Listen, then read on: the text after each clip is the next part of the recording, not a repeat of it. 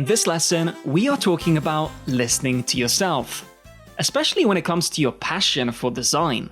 Sometimes, people around you, such as teachers or friends, may not share the same excitement that you have. That doesn't make them bad, it just means they have different interests. When you truly love something like Photoshop or design, trust your own feelings and just keep going.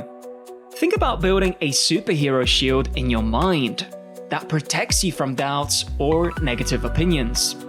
Each time you practice or learn something new, that mental shield grows stronger, helping you stay focused on what you truly enjoy. And if you keep listening to yourself, you'll improve your skills over time, no matter what the rest of the world thinks. Another important step is finding your realm, which is just a place or environment where you can grow. You can ask your parents or guardians to help you look for a class, club, or a tutor outside of school, where you can learn even more about design.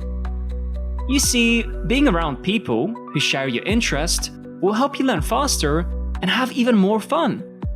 It's like training with other superheroes who want to use the same powers you do. But remember, if your school doesn't offer many creative options, you can still explore them on your own time. Keep practicing, keep playing around, and don't be afraid to ask for help when you need it. By listening to yourself, staying strong, and finding a realm where you fit in, you will keep growing as a designer, and one day, you'll look back and realize just how much progress you've made. So that's it for this episode, but hey, are you ready for the next one?